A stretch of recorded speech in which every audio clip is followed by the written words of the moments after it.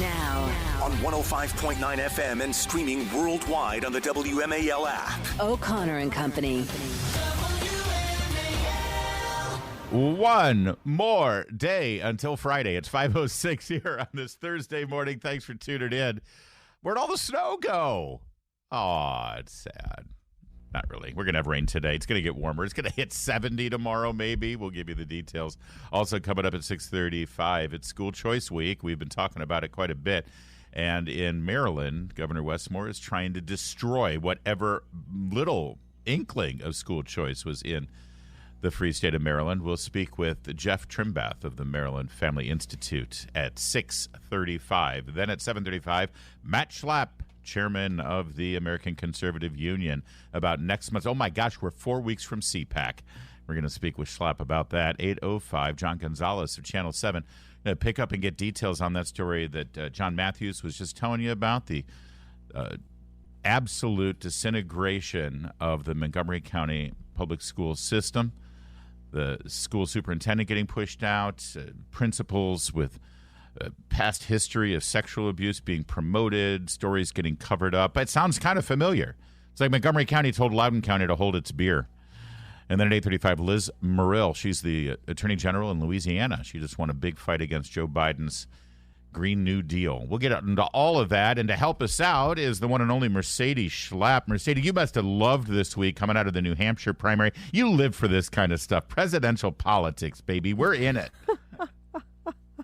I don't know. I'm still trying to wake up, but yeah, we're in it. We're in it, Larry. I think it was an interesting week. I can't wait to dive into the analysis of post-New Hampshire. Will the Republican Party come together once again? That is going to be the big, big question. I think you mentioned, are you ready for the Civil War? And I was like, oh, no, this is not the Civil War. Well, yes, when I saw Mercy first thing this morning, she said, how you doing, Larry? I'm just sitting here watching the Civil War unfold on the Texas border. It's not quite Fort Sumter yet. Oh, I thought you were talking about the Republican Party. But the border is a disaster. That is a disaster. Well, not just a disaster, but we saw the governor of Texas flex his executive power yesterday. And I know you're going to see a lot of headlines that say he's defied the Supreme Court. Not really. Let's take a step back. We'll go to yesterday when we broke down the details of this decision that the Supreme Court laid out. The Supreme Court appeared to side with the Biden administration, really with the federal government, in saying that Texas and Texas National Guard could not prevent federal law enforcement officials, Border Patrol agents, from cutting razor wire that the Texas National Guard had put up to protect the Texas border, which also happens to be the international border between Mexico and the U.S. Let me be clear. All they said was Texas couldn't stop the Border Patrol from cutting the razor wire. This is, by the way, as we mentioned, just a quick decision with regard to an injunction on a lower court's ruling. It was not a final binding decision. You know that. You're smart enough to know that they have to have full arguments before the Supreme Court, that major decisions like that don't come out until June unless it's a dire emergency. This was a temporary decision about an injunction. It was bad. I think they made the wrong temporary decision about the injunction, but it's not the final say. This thing is still being litigated.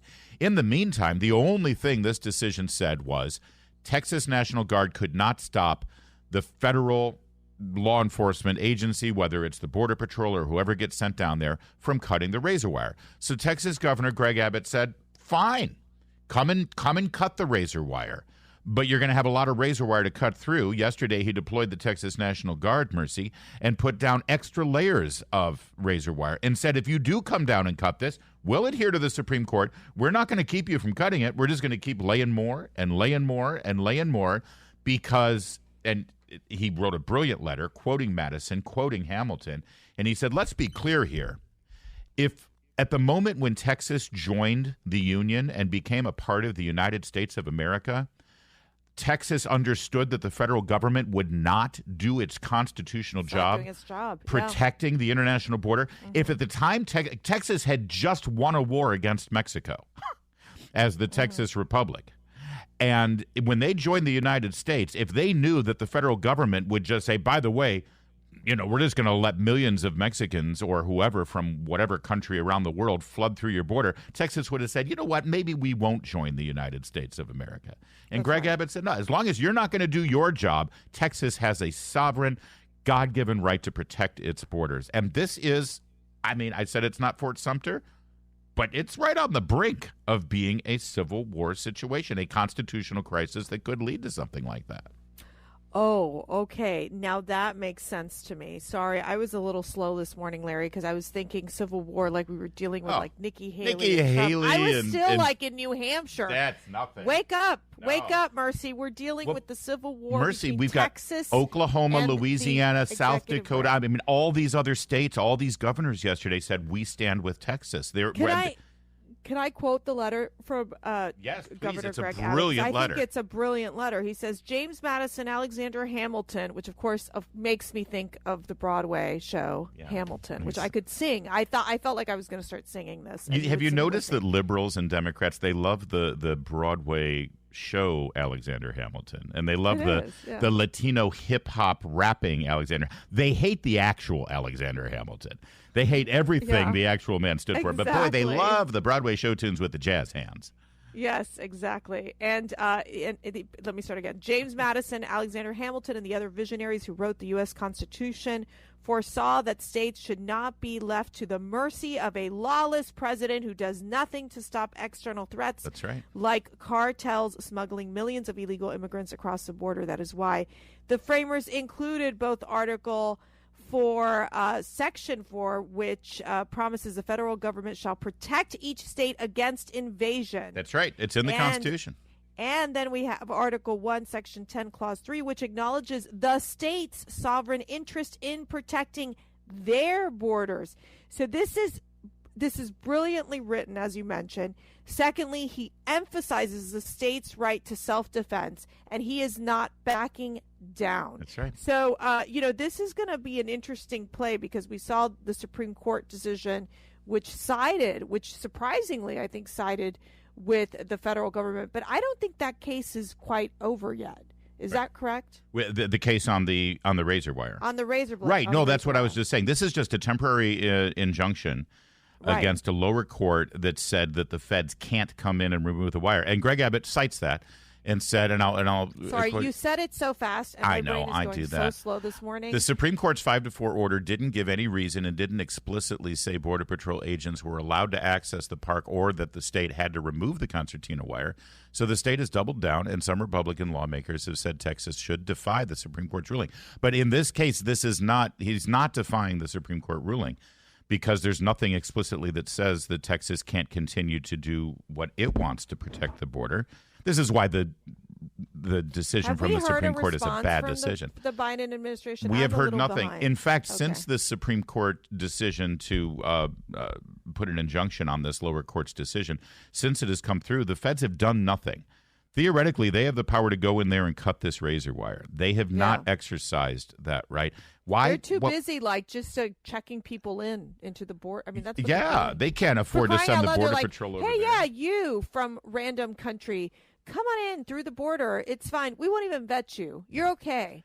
Come on, Larry. Well, they're also too busy trying to win the election. And listen, there is a huge win the election. There's a huge. Is Biden running again? There's a huge political risk here if Joe Biden actually does try to go down there. Greg Abbott, the governor of Texas, has brilliantly boxed Biden and the Democrats into a corner. He doesn't have a lot of choices here, and we're going to lay that out for you in just a moment, and also tell you about the Republicans that are lining up shoulder to shoulder with Greg Abbott. This is a showdown on the southern border, and it is the stakes couldn't be higher with regard to the Constitution, the use of military force. It's big, and we'll unpack it a little bit more in a moment. First, though, it's 5:15. WMAL traffic and weather every 10 minutes. First on the fives with Jamie Whitten in the Hadid Carpet Cleaning Traffic Center. WMAL. Making sense of the news. Live from the Home Paramount Pest Control Studios. Home Paramount, the leader in pest control since 1939. WMAL, making sense of world events. Because those who don't know history are doomed to repeat it. Download the WMAL app to stream us for free. Governor Ron DeSantis of Florida said if the Constitution really made states powerless to defend themselves against an invasion, It would have been ratified. It wouldn't have been ratified in the first place, and Texas would have never joined the union when it did. 100% true. Texas is upholding the law while Biden is flouting it. Florida will keep assisting Texas with personnel and assets. Governor of Oklahoma Kevin Stitt says Oklahoma stands with Texas. There's like a dozen states governors yesterday, Mercy, I believe, who made statements saying that they are standing with Texas in this case. And also the Speaker of the House, Mike Johnson, said, I stand with Governor Abbott. The House will do everything in its power to back him up.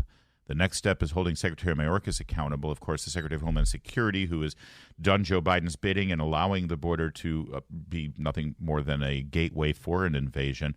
They are going to be marking up the articles of impeachment in the Homeland Security Committee on the 30th of January. So that's moving forward as well. This is a major deal here. And then you're dealing with the whole funding issue where you have Senator Mitch McConnell basically saying, look, we're not going to be they're basically saying we can't link this Ukraine funding to the border funding. It's not going to work. Right. So there's a lot of dynamics happening right now. What's so interesting is that Joe Biden instead is, talking about abortion and talking about Roe v. Wade and then talking to the UAW, the United Auto Workers, where he got their endorsement. There is no talk about the border. There is no crisis in the mind of the delirious, delusional Joe Biden. Seriously, Larry, it's an outrage. The last thing he wants to do is talk about the border, and now Greg Abbott is forcing his hand.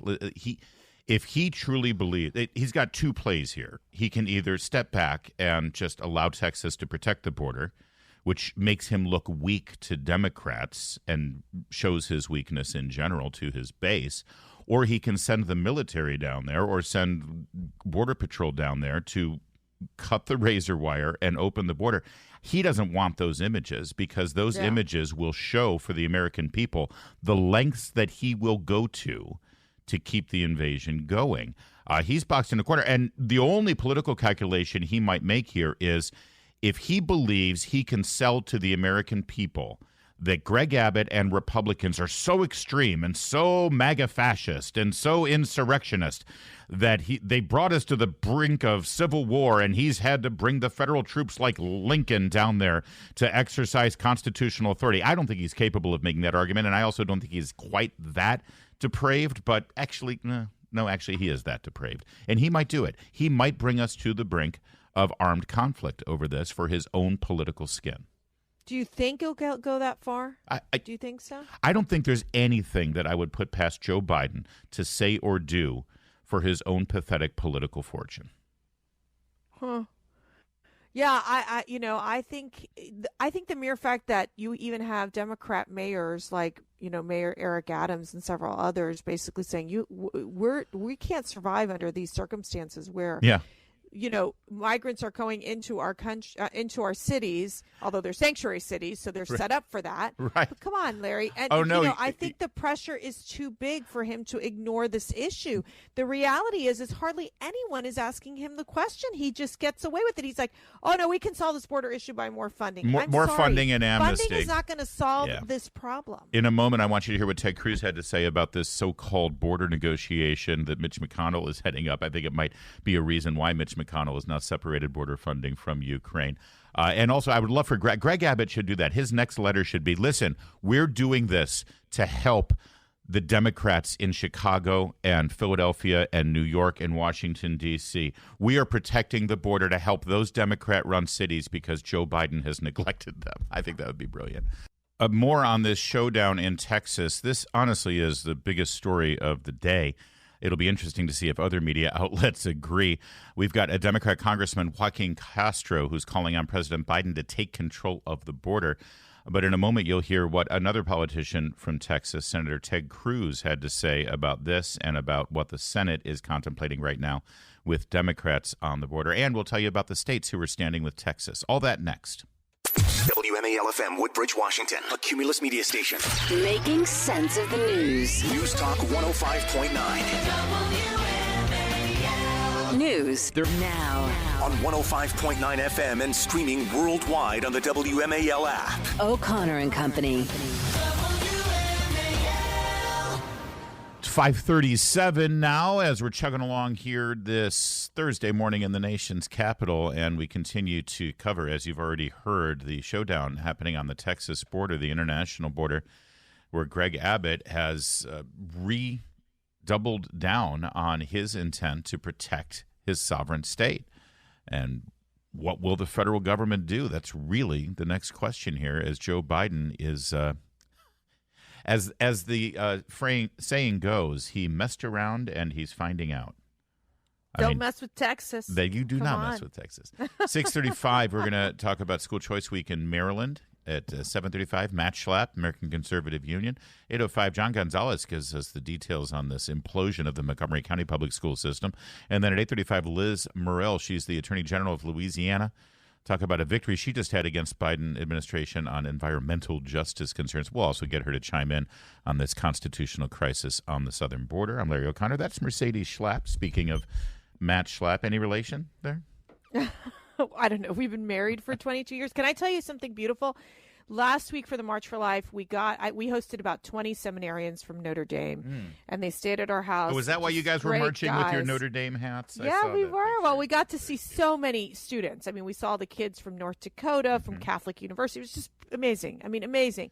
And so the seminarians, actually, they were part of the Mass on Saturday at the Basilica, the National Shrine of the Immaculate Conception. Yeah. Matt and I got engaged there. You know, I didn't know what, that. 22 years ago, over 22 years ago, Lordy. Actually 23 years. They said so we it got to wouldn't go last. visit the grotto, the place where we got engaged. We got to pray together there. And it was just beautiful. That's a good way to start the new year and get ready for CPAC, too, with lots of prayers. Believe me, we're praying a lot.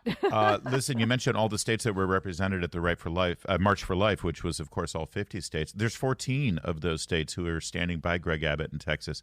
They are in alphabetical order: Arkansas, Florida, Iowa, Idaho, Nebraska, North Dakota, Ohio, Oklahoma, South Carolina, South Dakota, Tennessee, Virginia, West Virginia, and Wyoming. They have all stepped up and sent personnel from their state's National Guard to help the border issue down there in Texas. That's quite a Larry, story. I think you're onto something. I really think this could really blow up if Joe Biden continues to ignore the situation and continues to ignore these governors. I've always said, what I find fascinating is how Joe Biden has not invited governors to come to the White House and really try to tackle this issue. This is a no-brainer. It should be a bipartisan issue. This is a national security crisis. We have individuals from, over 100 countries coming through the border. We have no idea who they are. That's right. They are literally saying, I'm seeking asylum. I'm going to wait here in America while you guys process my paperwork. Right. It's outrageous. And they're coming from Middle Eastern countries. They're coming from China. We've caught over 100 people on the terror watch list. No, it's incredibly serious. And the only thing the Biden administration has done is asked Congress for more funding and amnesty. That's it. They want money, and they want to give citizenship. The funding is going to be used for. The funding is to get, quote unquote, more immigration judges, maybe. That's not going to solve the problem. No. That's not going to stop the flow of illegal immigration. They're not trying to stop the flow. That's the problem. And Senator Ted Cruz knows it. And he took to the podium yesterday to call out this ridiculous notion that Mitch McConnell and the Republicans in that body can negotiate with Chuck Schumer about some kind of border resolution. He says there's no negotiating with them. The Biden border crisis is an absolute humanitarian disaster. And Democrats don't care. Last year, 853 migrants died crossing illegally into this country. Alejandro Mayorkas didn't even know how many had died because he didn't care. When I brought 19 senators down to the border, we saw a man who had drowned floating in the Rio Grande. Democrats don't care.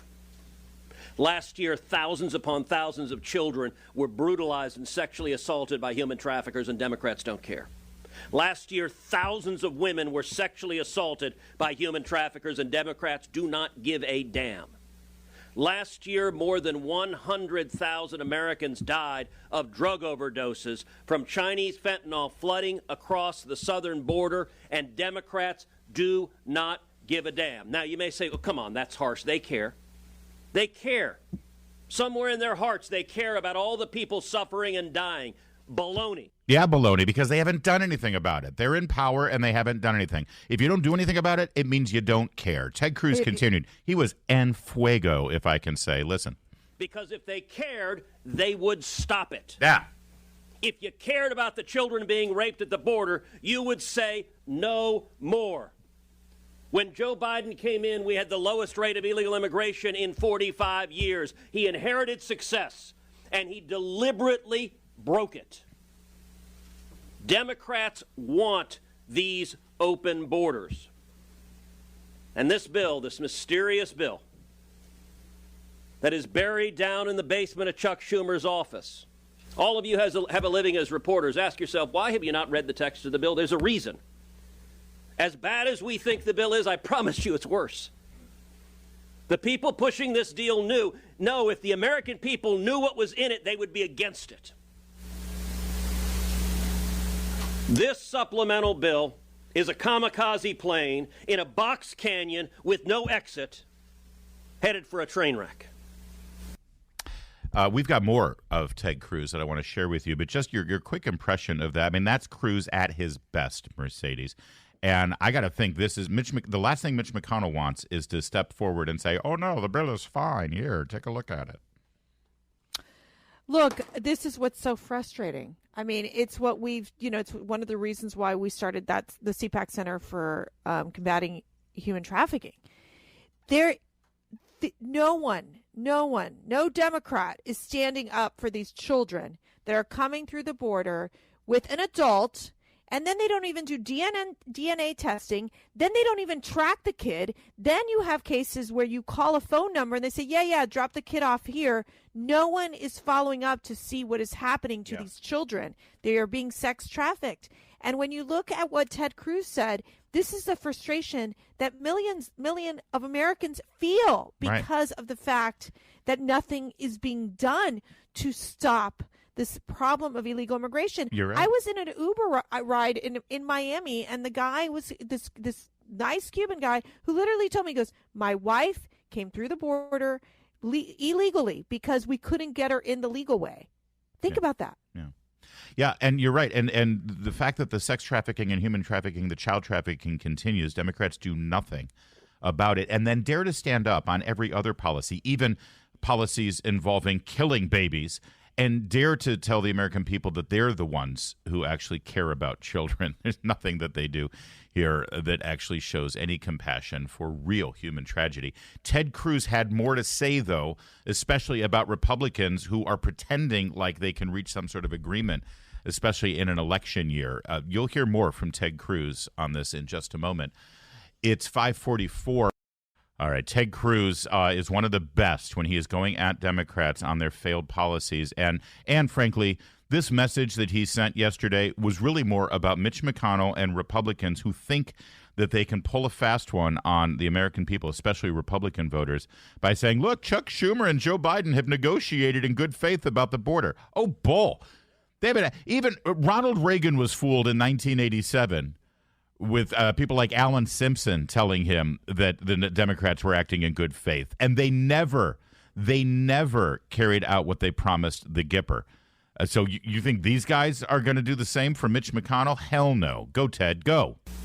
If you look at this bill, the bill is not designed to fix this problem. By the way, the single greatest national security threat to America, this right here.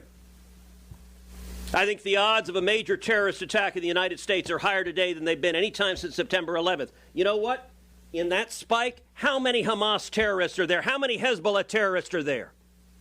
And what are we going to say when they carry out an attack here like October 7th in Israel? This bill is not designed to fix the problem.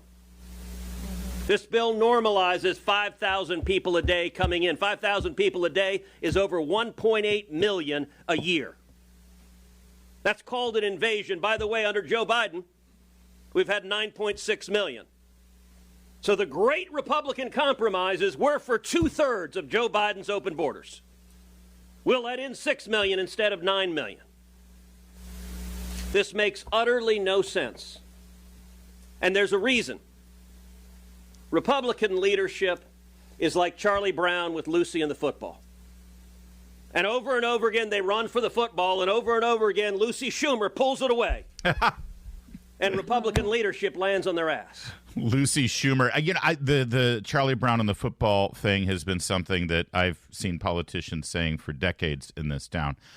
Can I just say we need to stop saying that this is like Lucy and the football, Charlie Brown and the football, because here's why. Charlie Brown actually thought in his heart that he was going to kick that football this time. This time I'm really going to kick that football. I don't believe Mitch McConnell and certain Republicans in leadership in this town actually in their heart believe. They know. They can't be that stupid. They can't be that politically inept. They know that they're being taken for a ride. They know that Democrats are lying about any interest in securing the border. They're going along with it willingly, unlike Charlie Brown.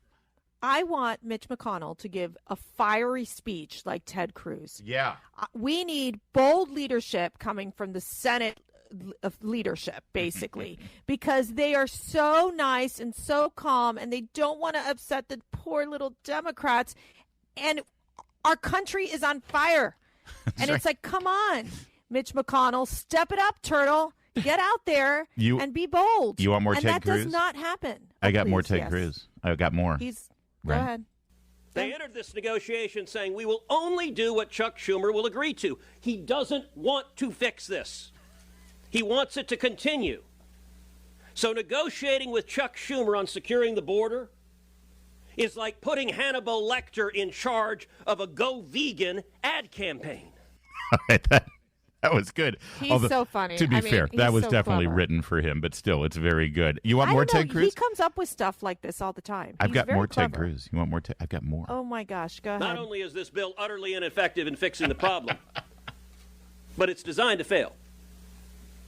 The chances of this bill passing the House of Representatives, I can quantify it mathematically. The chances of this bill passing the House are 0.000%. It ain't going to pass. At lunch, we had a vigorous discussion at lunch yesterday. I asked leadership, why on earth would you be teeing up a vote with every Democrat and 10 or 12 Republicans that has no chance of passing the House? It's not going to become law, and I get it. Leadership really, really, really wants Ukraine funding. But that doesn't happen unless you get a bill that can pass the House. The only purpose of taking this up is giving Democrats political cover to say, gosh, we would have secured the border, but those pesky House Republicans didn't let us. It's a good talking point. It's complete baloney, but it's a good talking point. Yeah, Ted Cruz not only knows the Constitution, knows the law, knows legislation, knows common sense, but he also knows politics, and he's 100% right. The only reason they're even at the table to pretend like they're negotiating something is because they know that they lose this election if they can't, at the very least, say to the American people, we tried. We went through this process, but the mean old Republicans, they just didn't want to do anything. Ted Cruz is brilliant and 100% right about all of this. I think, normally we talk about the economy being the top issue, which I think economy is always the top issue in a presidential election. But what you're seeing in the polls is immigration is definitely up there. Yep. Definitely on the side of the Republicans and even with independents. This issue of the chaos at the border, how it's seeping into the crime into our cities, where the fentanyl issue is out of control. This is all part of it. Yeah. And I think for the Democrats, look, this is a warning sign. If just funding this, throwing money at the problem is not going to solve the problem. Right. They need to be serious about real reform when it comes to our immigration laws. And they need to Biden has to use executive action to slow down this process. He won't. He has used executive action to keep the border open. His communist liberal base, they will make sure he doesn't do anything to stop the flow because, quote unquote, it's inhumane. But what's more inhumane is the sex trafficking of the children. It's the sexual assault of these young women. It's these vulnerable families having to spend thousands of dollars to the drug cartels and the human traffickers. The only thing that solves it is a new president and a majority in the Senate. And then you're getting somewhere. It's 554.